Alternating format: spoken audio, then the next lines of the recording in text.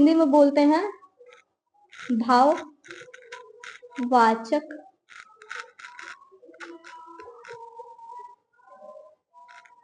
संज्ञा।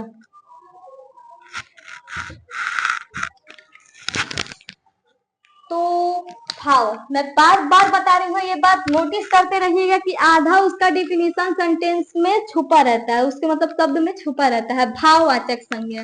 तो इसी से हम लोग इसका डिफिनीशन बनाएंगे कि किसी भी व्यक्ति या इस व्यक्ति की उसके भाव के बारे में पता हो तो उसे भाववाचक संज्ञा कहते हैं। किसी भी व्यक्ति के या फिर किसी भी व्यक्ति का भाववाचक है तो उसमें पहले ही समझ जाना है कि इसमें भाव की बात की जा रही है। तो वो कैसा भाव, ये लड़कियों का भाव खाने वाला भाव नहीं, वो रियलिटी भाव, जैसे भूख लगना, ये एक फील है। फील मतलब महसूस करना, ये भी तो मेरा एक भाव ही है। अब इतना मत के एक भाव चढ़ गए उससे वोशन वाला भाव ना भाई।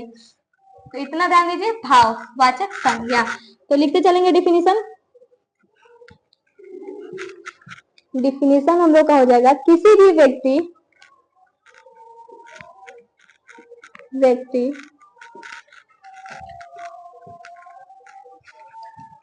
वस्तु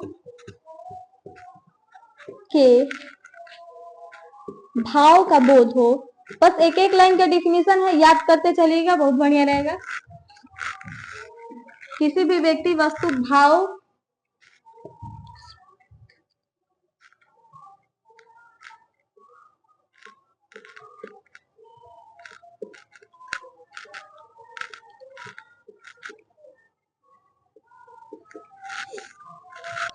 किसी भी, बहुत छोटा छोटा डिफिनीशन है इसका, मैं ज्यादा बड़ा नहीं कर रही हूँ क्योंकि याद करने में छोटा बढ़िया रहेगा।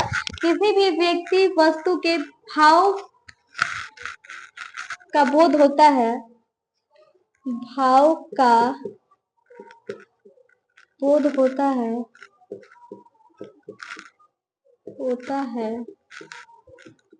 उसे भाववाचक संज्ञा कहते हैं। भाववाचक संज्ञा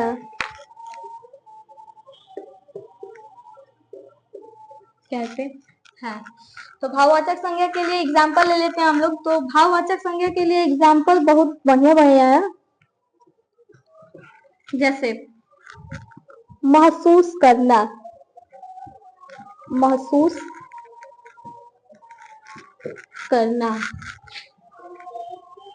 भूखा, सुंदर, बदसूरत।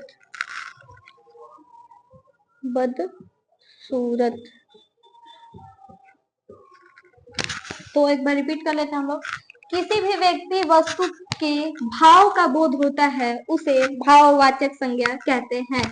जैसे कि एग्जाम्पल है महसूस करना, भूखा, सुंदर, बदसूरत। तो समझते हैं कैसे होगा। महसूस करना क्या है, महसूस में अभी आप लोग जो अपने मन में बात रखे होंगे या फिर उसे महसूस कर रहे हैं, तो ये तो आपका भाव है ना, भाव से पता कर रहे हैं।